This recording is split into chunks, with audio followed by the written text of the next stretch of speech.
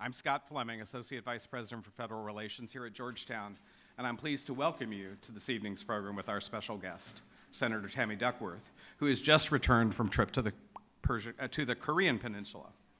This evening's program is jointly sponsored by the Georgetown Lecture Fund, the School of Foreign Service, the Georgetown College Democrats, the Office of Federal Relations, and our Institute of Politics and Public Service. We are grateful for all of their participation. Our program this evening will have two components. First, remarks from Senator Duckworth, and then a conversation including the Senator and several of our Georgetown School of Foreign Service faculty with expertise in this region. I'm pleased to introduce Aiden Johnson, Chairman of the Georgetown University Lecture Fund and a native of Elmhurst, Illinois, who proudly calls Tammy Duckworth his senator.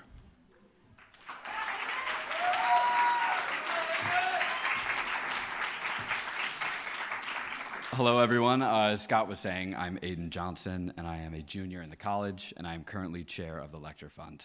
Before I get any further, I really do want to say thank you to Scott Fleming, all of the time and effort that you put into this event.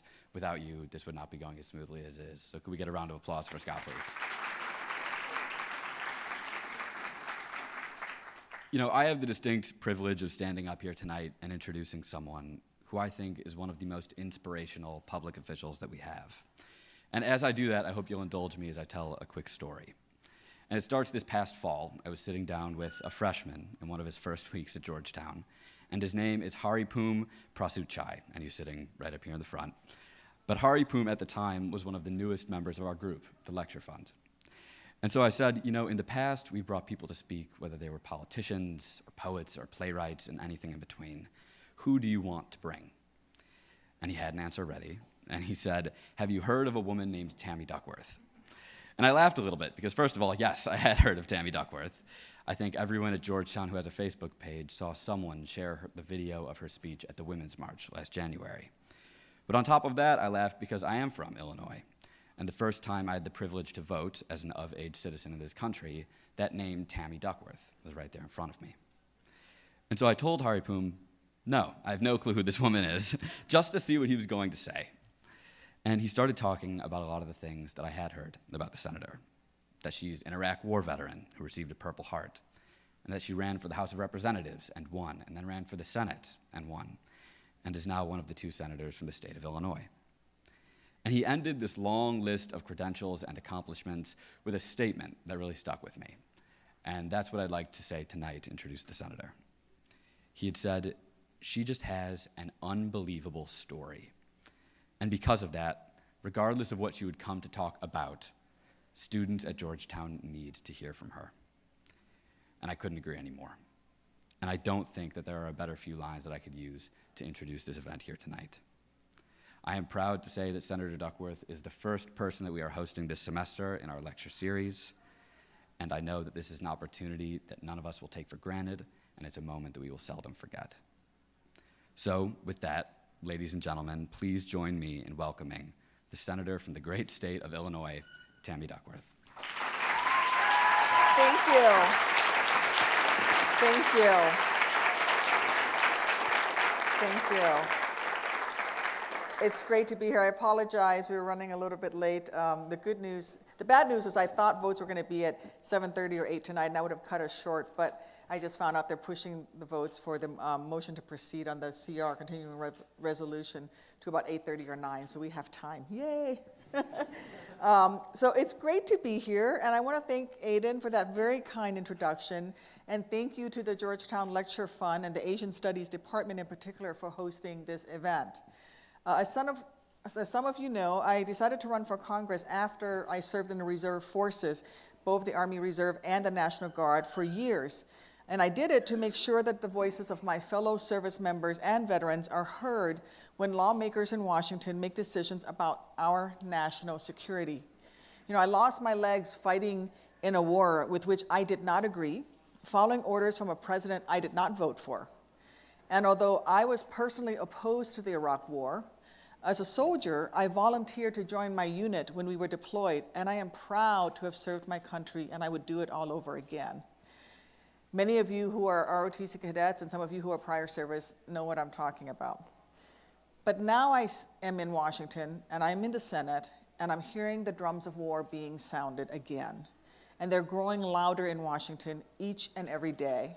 And it's important that we start to think about, in a more serious way, more deeply about the reality of war with North Korea and the true cost of sending our service members into danger overseas. I want to share with you some of the insights from my recent visit to Korea this past weekend, and some key takeaways about how we can best mitigate the threat of war through diplomatic relations, as well as what the role of Congress is and what Congress should be doing. About 48 hours ago, I landed back on American soil after multiple days of meetings with US, Korean, and Japanese military and government officials in South Korea, the Demilitarized Zone, the DMZ, and Japan. We spent hours discussing broad strategic and political challenges in the region, which included one very, very important goal: moving towards a denuclearized North Korea. I also had the opportunity to meet with our armed forces' senior-most military officers in Korea to discuss the finer points of the state of our readiness for war, our non-combatant evacuation plans, and the many, many challenges that Americans, Korean, and other allied forces would face in the event that hostilities escalate. Much of what will unfold in the region during the coming months is still uncertain, but one thing was made very clear to me. Kim Jong-un, sometimes called KJU, Kim Jong-un poses a serious and deadly threat to millions of people on the Korean Peninsula, the Pacific Theater, and in the United States. And the prospect of war is far more dangerous and far more likely than many Americans realize. And that's deeply troubling for many reasons. One of them being that I don't think most American and the American public and many of our leaders have a full grasp of what's truly at stake here.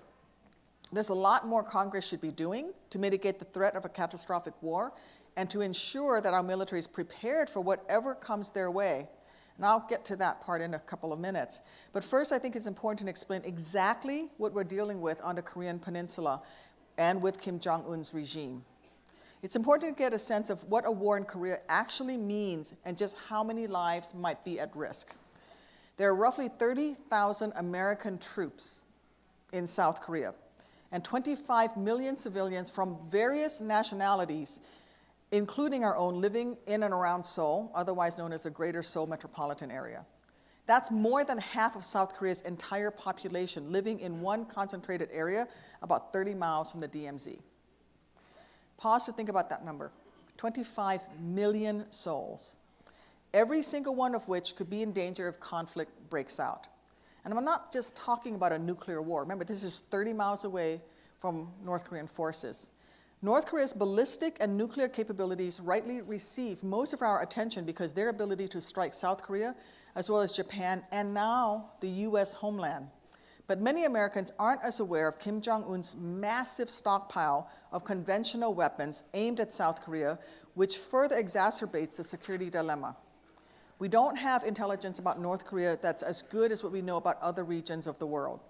However, we do know about their conventional weapons, which include significant long and medium-range rockets, artillery, as well as chemical and biological capabilities, all of which are backed by a 1 million-soldier army fortified in several thousand underground facilities, tunnels, and bunkers. Males in North Korea are conscripted for 10 years, and women are conscripted for 8 years in their military. So they have a 1 million-man and woman army. According to the Nonpartisan Congressional Research Service and the military leaders I spoke to in Korea, his army is capable of killing between 30,000 and 300,000 people in a matter of days using only conventional munitions. That number only goes up if he uses non-conventional weapons, and it only accounts for just the first few days and weeks of war. Again, approximately 30,000 American troops in Korea, another 50,000 in Japan, countless more American civilians, 300,000 human beings would die in a matter of days, and millions more are at risk in the weeks and months after that. So when I first heard these figures, dozens of questions came to my mind immediately, many of which I discussed with military leaders this past week. First of all, those of you who are in ROTC have a military background, you understand the jargon, but I wanted to know what North Korea's source of power, what the center of gravity is. That's a military term. What is their center of gravity? Do they think that we can solve the North Korean nuclear threat by eliminating KJU, Kim Jong-un? Or does their nuclear program continue and outlive him? If we need ground forces to secure weapons of mass destruction, how many troops would that require? With limited intelligence that we have, do the generals on the ground even think it's possible to secure all of North Korea's nuclear, chemical, and biological material? What are the North Korean critical capabilities in the event of a limited war? What about an all-out war? How would North Korean offensive cyber operations be employed against the US and South Korea in an unlimited kinetic war? What if we launch a strike on them? Do they hit us with cyber? What are the potential consequences to the Korean, American, and global economies if this happens? The South Korean and Japanese economies are significant portions of the global economy. War breaks out, what does that do to the global economics regime? Then there's a prospect of a preemptive strike, or what some would like to call a bloody nose attack. Some of our leaders in Congress and our president seem to believe that to be a viable option. However, the Joint Chiefs of Staff have said that the only way to locate and secure North Korea's nuclear weapon is with a ground invasion. And from what I learned from the generals on the ground, we will also likely need a ground invasion just to secure their conventional weapons, like artillery pieces. I wanted to hear them address the many operational and logistical challenges we'd face in the event of a ground invasion, and I'll list a few. Do we have enough pre-positioned stocks of critical materiel that would be required to draw upon in a ground war?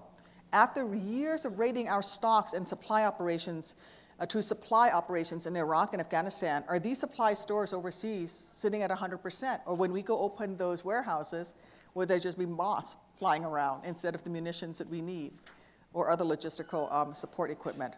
With ongoing requirements in Afghanistan, Iraq, and Syria, do we have enough lift support, both aerial and maritime, to move troops into the theater? If we have to divert resources, how does that impact ongoing operations in other theaters, like in the Middle East? Do we have enough munitions? Do we have enough missiles, rockets, and bombs to support a war plan? What about fuel? How are we going to handle a non-combatant evacuation of tens of millions of people, civilians on the battlefield? Because Seoul will be part of the battlefield just 30 miles away from the DMZ. How are we going to deconflict these operations with China and Japan? Are we going to be trying to remove civilians on the very same roads or in the military parlance, MSRs, main supply routes? Are we going to be trying to send troops up to the border? The same railroads, the same ports, the same airports? How is that going to happen? And it's not just about us, but it's also the Koreans and Japanese and other countries. EU nations have citizens from their nations living in the greater GISMA, Greater Seoul Metropolitan Area as well.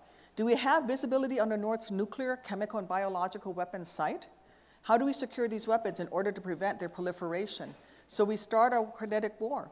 How do we keep China or some other bad actor from also infiltrating in for the sole purpose of stealing and securing these weapons to then be fed into a terrorist network?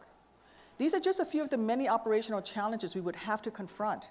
And that doesn't even scratch the surface of the challenges we face if they strike the US homeland, if they strike US soil with their new intercontinental ballistic missiles. Then we have to consider the aftermath of a war, no matter how limited. We know the number of deaths would be staggering, but we haven't talked about those on the peninsula who aren't killed, but are left in bombed out cities, or the countless civilians who will be injured. What provisions have been made by the US for humanitarian aid for the Republic of Korea and Korean people living north of the DMZ? What food and medicines can we draw on to minimize human suffering on the peninsula? What kind of resources will be required over the coming decades to take care of veterans who return home with service-related injuries? There are a lot of unanswered questions, so we cannot blunder into a war without discussing these things. But the reality is that the answers can mean the difference between the life and death for millions of people. I'm still waiting for our Commander-in-Chief and many of my colleagues in the Senate to have an honest debate over these questions. Meanwhile, back here at home, Americans simply are not in touch with just how close we are to war on the Korean Peninsula. I've now met with several officials from the Pentagon, from the intelligence community, and many stationed on the Korean Peninsula, and the warning signs that our military has shifted to a more aggressive posture are clear. We recently sent to the USS Michigan a nuclear submarine to port in South Korea.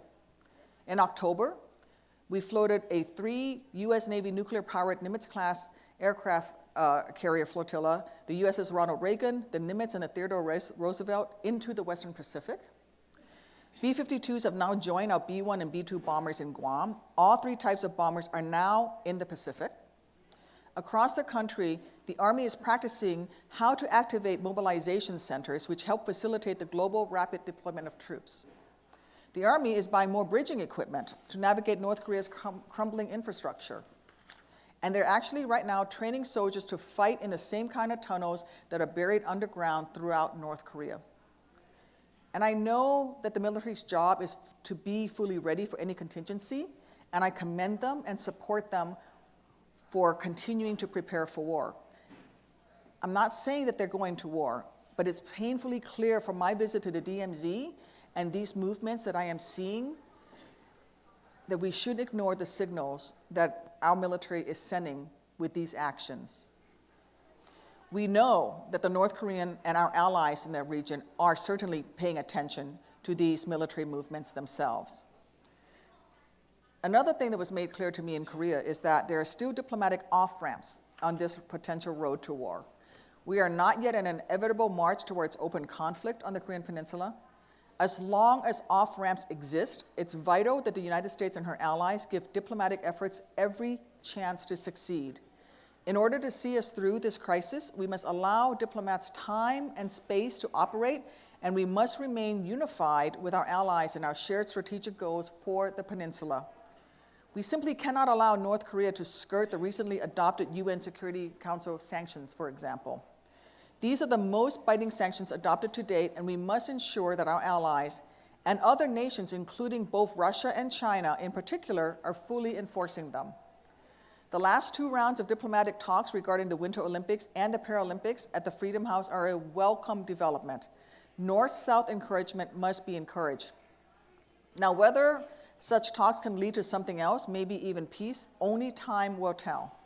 However, we cannot allow the North to use this limited engagement as a way to split the U.S.-South Korean relationship, which I believe Kim Jong-un will attempt to do. We should have no doubt that he seeks to drive a wedge into the regional military alliance structure.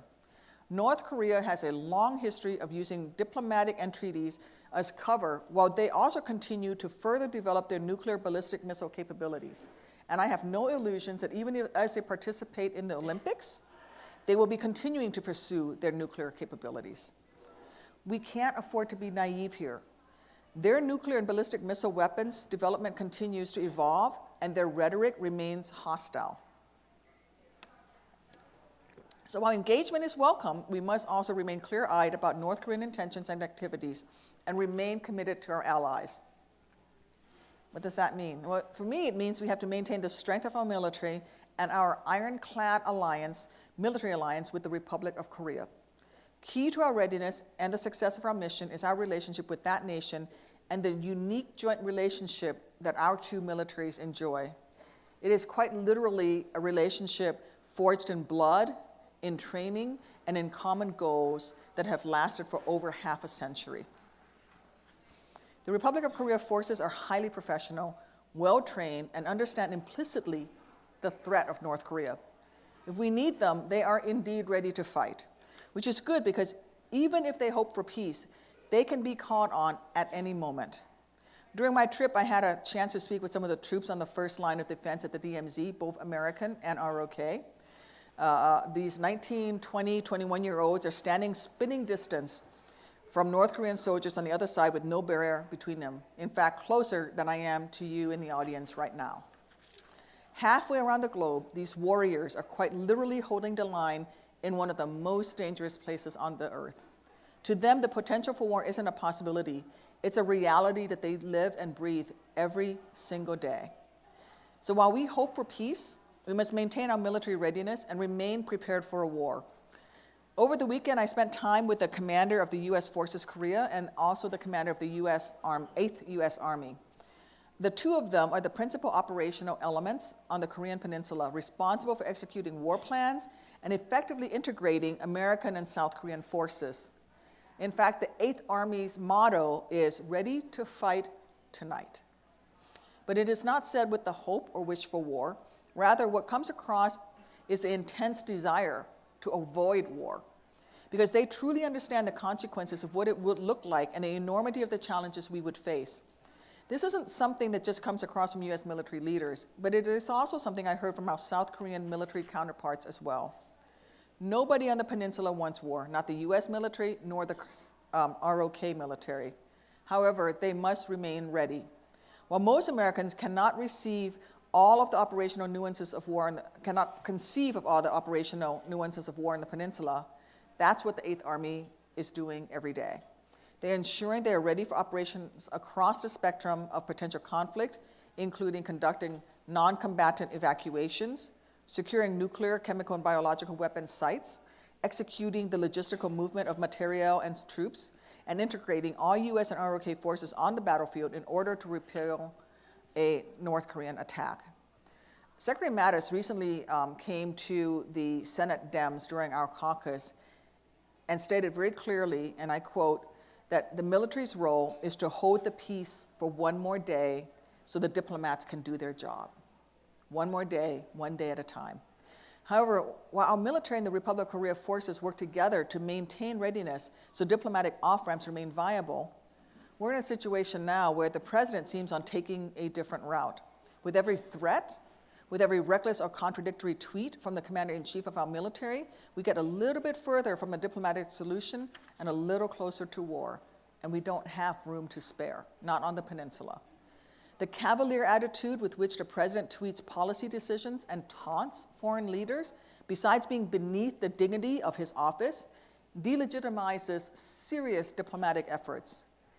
And it undermines our military while sowing confusion among our allies in an international system that is crying out for stability. Bottom line, Donald Trump's penchant for menacing tweets and careless threats isn't just foolish, it's irresponsible and extremely dangerous.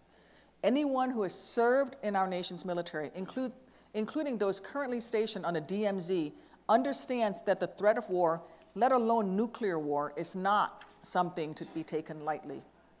There's no such thing as a surgical strike or a bloody nose attack when it comes to North Korea, as much as the president and his warmongering allies might wish there to be.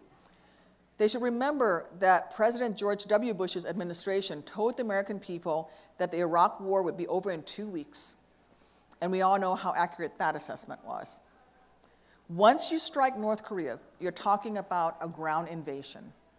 The sad reality is that Trump's reckless words put our troops at risk and are actually helping Kim Jong-un remain control of his regime. Donald Trump is basically just writing KJU's propaganda for him. They don't even have to use scare tactics and Photoshop to claim America wants to destroy them anymore. They can just show their citizens living under Kim's tyranny one of Trump's tweets or a video of his boast and say, look at what America is saying. Donald Trump may be acting irresponsibly, but that doesn't mean Congress should also. And unfortunately, Congress has skirted its responsibility to make decisions on matters of war and peace for decades. Presidents from both parties have seized more and more power over these decisions of war and peace, sending our military men and women off to war as Congress sits idly by. Even the debate in Iraq ended in an AUMF instead of a declaration of war. I get it. Wars aren't always popular, and politicians don't want to vote for them, and voting for them can be politically risky. But that risk can never be as significant as the risk faced by our service members serving in harm's way. And failing to take hard votes like that flies in the face of what our nation's founders envisioned the role of Congress as a co-equal branch of government to be. We need to restore accountability and transparency as to how we entangle ourselves in these conflicts, as well as to countless other matters of war and peace. Congress must uphold its constitutional responsibilities, as it seems that some of our leaders may have forgotten about one very important component, one very important part of the United States Constitution. Article 1 clearly vests in Congress the responsibilities to declare war, establish an armed forces, and do everything necessary to properly and necessary and proper to carry out its responsibility to defend the nation.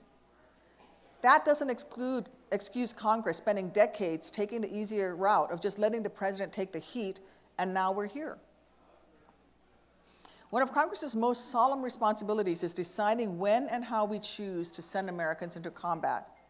But we failed to do that, not only in the nearly 2 decades since 9/11, but for almost 80 years dating back to World War II. We have yet to make a declaration of war, and yet we have been at war. Enough is enough. In order to go to war, the president must ask Congress for approval, and Congress must do its job and have an honest debate about what going to war really means for our service members, our taxpayers, our national security, and the future we want for our children. That's why I introduced legislation with Senator Murphy to prevent the president from launching a preemptive strike against North Korea without authorization from Congress, unless there is an imminent threat. We need the commander-in-chief to show a steady hand and sound judgment, not to engage in irresponsible and dangerous verbal attacks that only serves to escalate an already dangerous situation. And we need Congress to be present during these debates. The truth is, we need to have a tough conversation about the true cost of deployment of our troops stationed all around the world. For me, a glaring example is what happened in the run-up to the Iraq War. It's clear to me that we are at risk of making the very same mistakes in North Korea. Even though we as a nation have not officially declared war in 80 years, Congress passed something called an Authorization for Use of Military Force, the AUMF, that I mentioned previously, in 2001 to go after the perpetrators of 9/11, and another in 2002 to begin the war in Iraq. That was over 15 years ago, and it specifically identified Al-Qaeda and its associates. Beginning next year, there could be American troops in Afghanistan who literally were not alive on 9/11. And now, Secretary of State Rex Tillerson is proposing an indefinite U.S. military presence in Syria without even pretending that the administration needs to seek authorization from Congress. And all of this is still based on those original 2 AUMFs.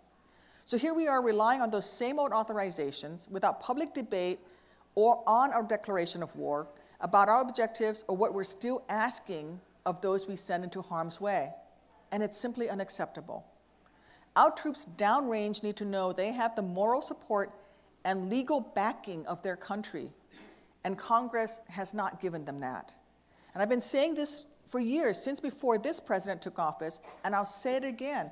We are in desperate need of a long overdue debate regarding a clear set of objectives our military can take into the field.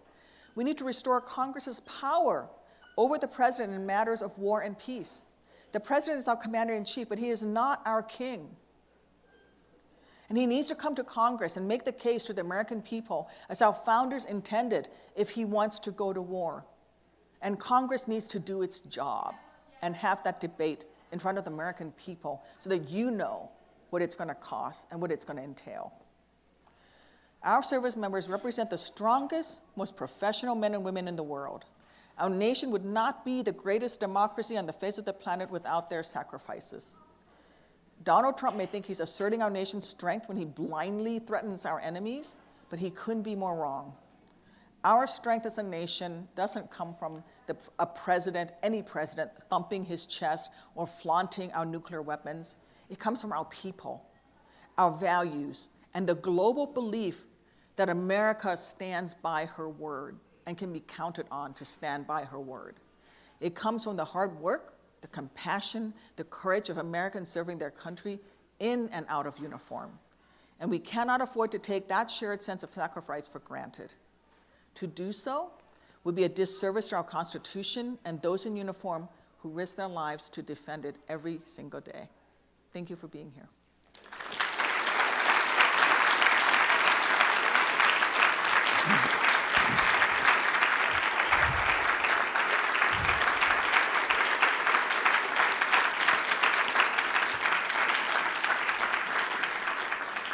Thank you, Senator Duckworth, for your very thoughtful remarks. Now I would ask our faculty panelists to take your seats on the stage so we can proceed with a conversation with you and Senator Duckworth.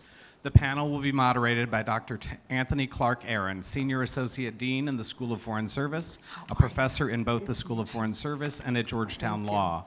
Among his areas of expertise are international law and U.S. constitutional law and foreign policy.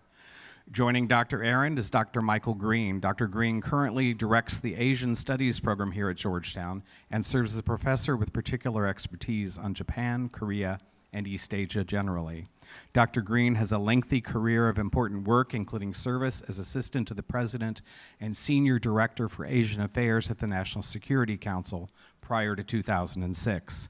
And we're very pleased to also have with us this evening Dr. Oriana Skylar Mastro, a professor of security studies in the School of Foreign Service. She is also a Jeane Kirkpatrick Scholar at the American Enterprise Institute. Her areas of expertise include Asia-Pacific security issues, war termination, and coercive diplomacy. Among her publications is an article, Why China Can't Rescue North Korea, in the current edition of Foreign Affairs. I wouldn't want to fail to mention she is also a Chicagoan. I would note that Dr. Arend will be raising some questions submitted by guests this evening into the conversation that he is now ready to begin. Thank you all. Thank you very much, Scott. And Senator, thank you so much for being with us this evening. I know I speak for all the Hoyas out there and all my colleagues to say how honored we are to have you with us today. I know your time is short because of the vote, so I want to turn to my colleagues and see if they might have a comment in response to your speech, maybe some questions, and then we'll be able to go for some of the questions from the audience. So let me turn to Oriana. Your response, any questions you might have?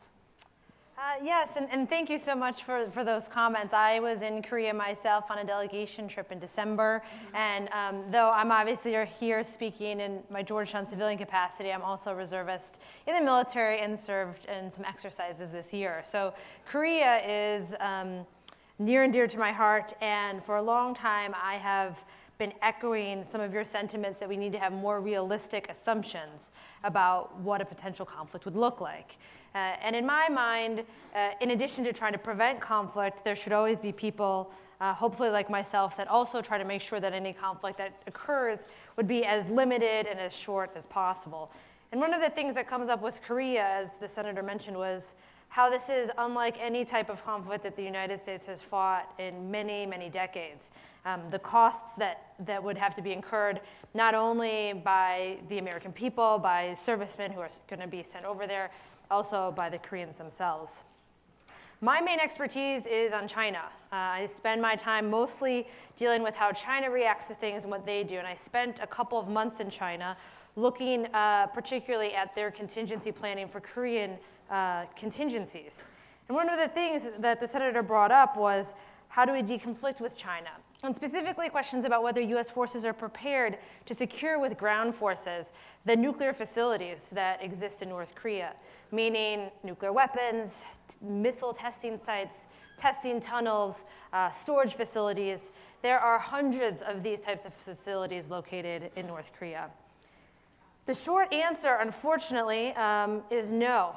The United States is not prepared to secure these facilities with what we have currently on the ground, not only because of some of the logistical challenges, but with what I wrote in my Foreign Affairs article this month, because the Chinese will already be there. There is no situation under which the United States looks poised to move north that the Chinese military has not already moved south. Now, there's a number of reasons why the Chinese military is going to get there before we do. Geographically, if you just look at North Korea, about 85% of these nuclear facilities are within 100 kilometers of the Chinese border. They have more avenues of approach because of the mountainous region than the United States does. While the United States has 30,000 troops in South Korea right now, and that seems like a lot, the United States is going to take a lot of time to bring more troops into theater before it can actually launch that ground invasion. Meanwhile, China already has 120 to 180,000 troops in their group armies right along the border. So they have more people, they're closer, and logistically, the North Koreans are poised to fight the Americans. And so even though the Chinese military I speak to are not naive, and they said they might actually oppose North Korean forces to enter North Korea, the worst forces are along the border with China. The best ones are facing south. And so given this, the Chinese are fully prepared to move in. And what I've been arguing to our military leaders is that we have to have a de facto planning assumption that the Chinese will already be there. And I get the question when I make that argument, I get the question a lot of, well, how do we deter them from doing that? Can we start threatening the Chinese now of what will happen to them if they intervene? And I don't think that's the right way to think about it. Now, my other work on China maybe suggests that China is causing the United States a lot of problems militarily. They are acting irresponsibly, unprofessionally. South China Sea, East China Sea, the China challenge is real. But the North Korea contingency is one area in which I think Chinese involvement is beneficial. Specifically because China can get there in a matter of days. If North Korea has control over their nuclear weapons, I'm not sure they won't use them. If the Chinese have control over their nuclear weapons, I'm much more confident that they won't be used. And so while I understand the difficulties because of all these other areas that the United States is thinking of China as a potential adversary, historically there have been times where countries have come together that potentially are not friends to deal with a greater threat, and I see that potentially happen between China and the United States over North Korea. We not only have to work to deconflict, because China doesn't want to fight the United States doesn't want to fight China, but we might even go further and try to ensure that the Chinese themselves can secure, dismantle, and destroy these nuclear weapons safely. And my research, specifically looking at their capabilities, suggests that while they can secure the facilities, they are in no position to dismantle them. And luckily for us, the Chinese have said that they'd be willing to welcome help, but that's something we have to talk about. So I guess I'll conclude there and just say that I think the situation is much more complex. That's absolutely true that we need a ground force to secure these weapons. There's no way that a limited strike can do it. But even so, the assumption that the United States military will have the capabilities to do it, but also not have the Chinese opposing them in doing that, I think that's an assumption from 20 years ago that's no longer valid. And so we have to update a lot of our thinking, not only about North Korea, not only about the United States military, the role of Congress in declaring war, but also China's role in the region, because China now has military capabilities they didn't have during the last big crisis in the 90s. And they see themselves as the rightful heir to being a dominant power in the region, and that they want to have influence on the peninsula. And so this is something that I think on our side we're not taking seriously enough. Thank you. Oriana, thank you very much. Senator, any response to what Professor Mastro said? I agree with her. I think that if we think that this is something that can be an engagement solely between the United States and North Korea, we're foolish. We're foolish because China is a major actor, and China can be helpful, whether it is militarily, but also with the regimes, the increased regimes, sanctions that the sanction regime that we have just put into place, that the UN has just voted into place. I mean, China is one of the biggest consumptions of North Korean slave labor, for example. And so it's important to involve China and Russia in this, because we can't do it alone. And to think that we've got some surgical strike capability and it's going to magically take care of itself, that's not true. Thank you. Mike. Well, thank you, Senator. And Thank you, Dr. the statistics you laid out on the risks of war, in my view, impossibility of a non-combatant evacuation operation are exactly the right ones, and the questions you asked are the right ones. The first point I wanted to make is the questions you asked today, and that I hope the Congress keeps asking, our allies have been asking. And as you know, many in the military have been asking. They are not in a position, Japan and Korea, to do what you just did and pose these questions, because they can't afford to show any daylight with the United States at this time of crisis. So there are others asking these questions, and I think it's important from their perspective, our allies, including the so-called sending states, the UN command countries like Britain and Canada, who met a few days ago. They are counting on the Congress to ask publicly and debate publicly the issues you're raising, because they can't afford to show separation from the US and division at this time. So it's all the more important. Second point I wanted to make is I think the administration is quite divided on this, but those who are more confident that a military strike will work are making two assumptions. The first is that North Korea won't react. And we don't know. When the North Koreans killed American officers with axes in the DMZ, we didn't use military force. When they blew up a South Korean airliner in 1987 before the Seoul Olympics, we didn't use military force. When they sank a North Korean ship, when they transferred nuclear know-how to Syria in 2007, we've never used military force. We've sent assets, we've done maneuvers, we've done sanctions. So we don't actually know in the decade since the Korean War how North Korea will actually respond to the use of force. The Korea experts, the North Korea experts, will almost unanimously tell you they'll respond. But I think the advocates of this are assuming they won't, that they've never been, precisely because we've never done this, they'll be intimidated. The other assumption they make that I think is wrong is they might agree with everything you said.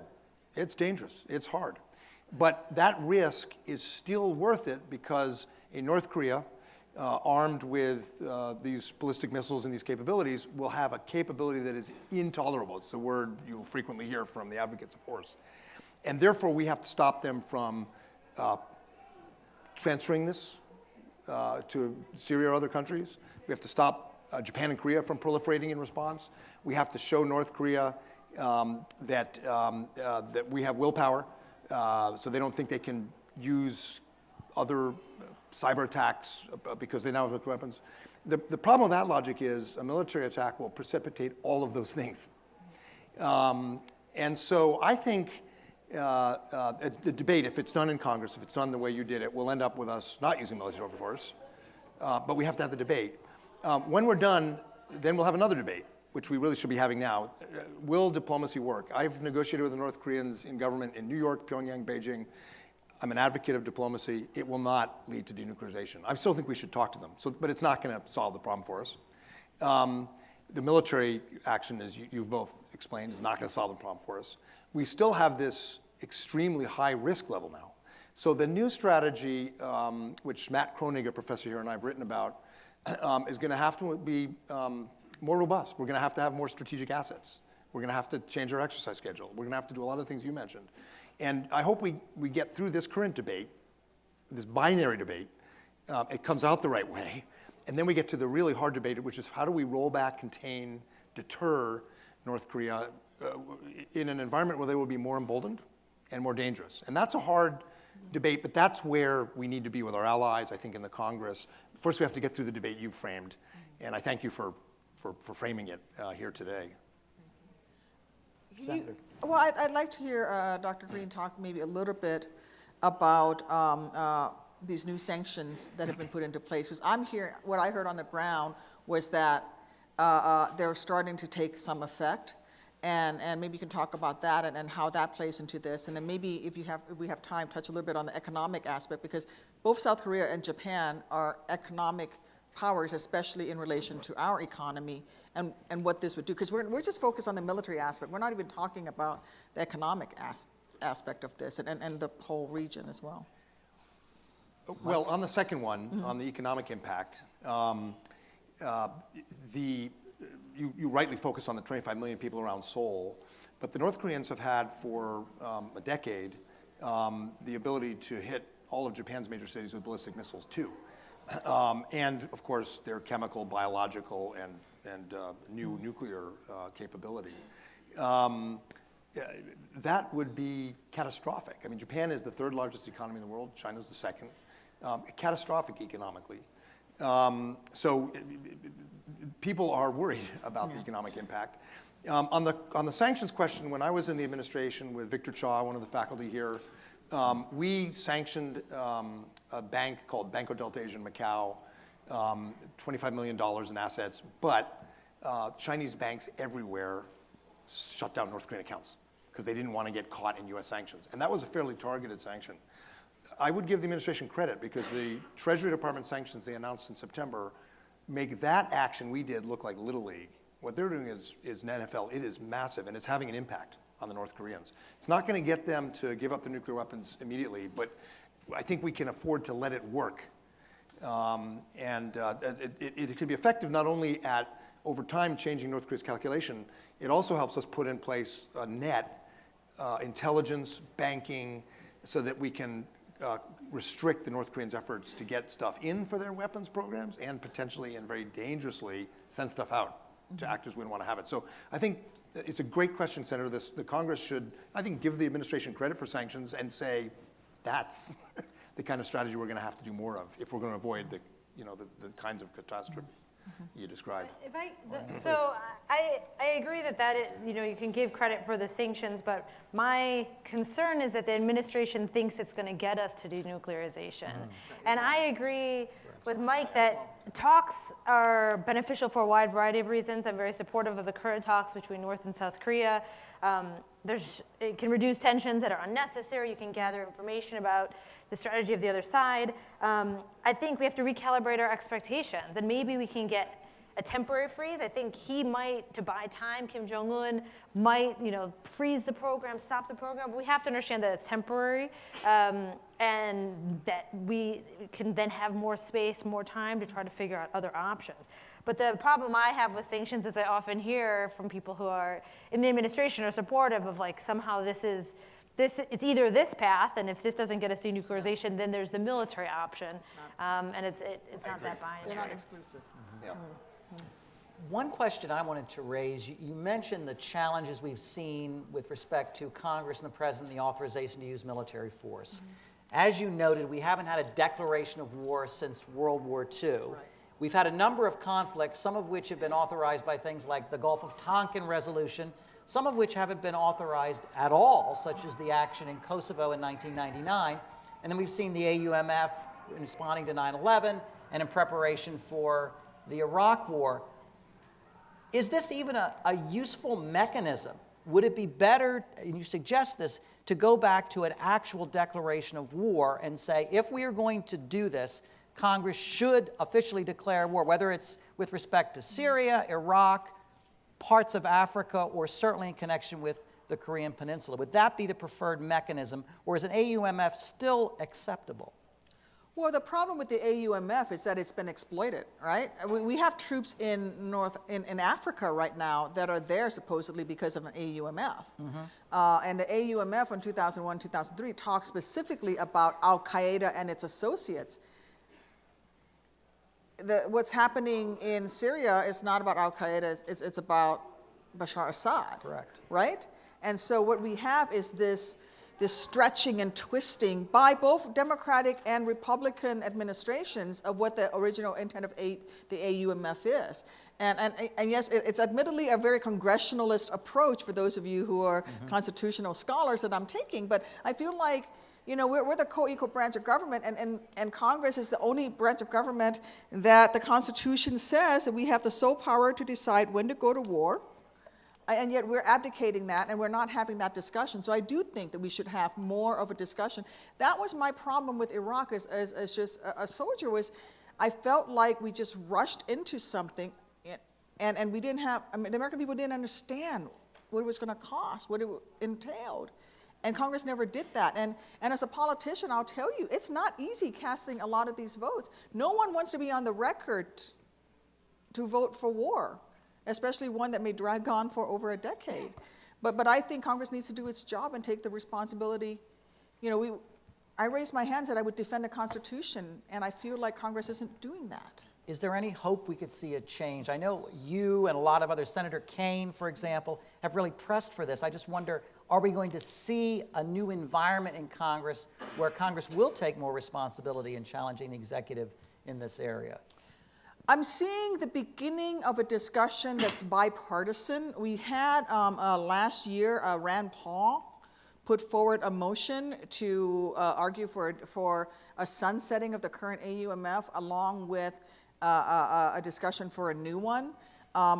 In the House of Representatives, there was a bipartisan group that actually voted for Maxine Waters' call for, Congresswoman Maxine Waters' call for a new AUMF, and mostly Iraq and Afghanistan war veterans who are now congressmen and women on both sides of the aisle. So you're starting to see that, and I think a lot of it is being driven by folks with military, with experience, who say, this is not helping our military. You're putting them out there without clear guidelines, and really, if you look at it, I'm not a constitutional scholar, but without the legal backing that they should be having to do what they're being asked to do. And now, as I said, I was alarmed when Secretary Tillerson says we should, we probably need to have a permanent U.S. president for the near future in Syria. I was like, wait, nobody asked us. We haven't had that discussion.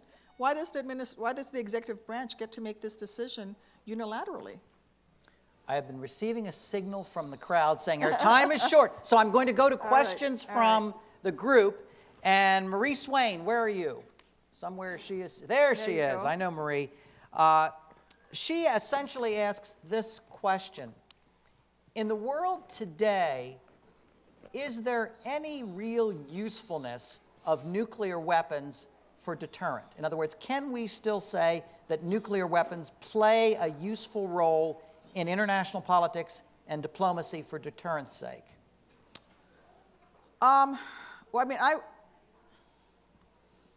I would have to respond to that, not as a diplomat, but as a former, service member. I think that they do play a role for the military, and it's an important tool for us to continue to maintain and also maintain that capability. I do support a denuclearized, well, that's hard to say. I have sympathy for George W. Bush. Korean Peninsula. I do think there's a military usefulness to them, and that usefulness is deterrence. I'm going to make this the final question. Oh, that was fast. And, well... Sorry, I made my speech No. We want to make sure you're able to vote. And I feel this is a good question from John Furlong. Is John somewhere to be seen in the crowd?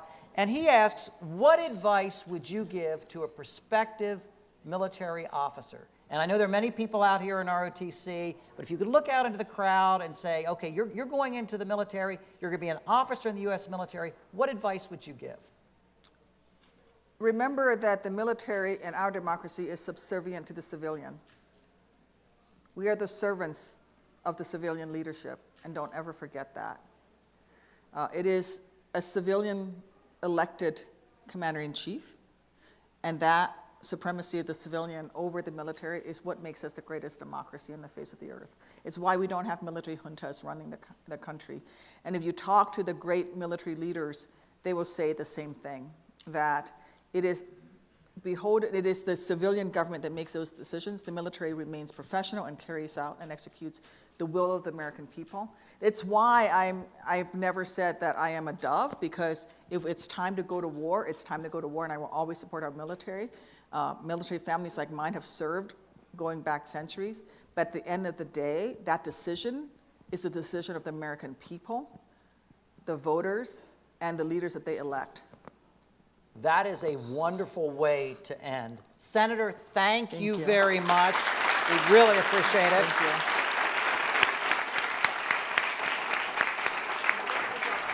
Mike and Oriana, thank you very much, and I will turn it back over to you. And I'm just about to say the same. Thank you to all of the panelists. Can we get one more round of applause for all of them? And thank you to all of you for coming out here tonight, to Senator Duckworth's staff, who I understand 2 of you are Georgetown Hoyas, so welcome back. And we know you have to go get to your vote, so we hope to have you back here soon. My chief of staff, in fact, is a Georgetown Hoya, so there's a future for you. From Elmhurst. Oh, we'll have to talk. Thank you all very much. Yes, thank you, everyone. Thank you all. Thank you so much.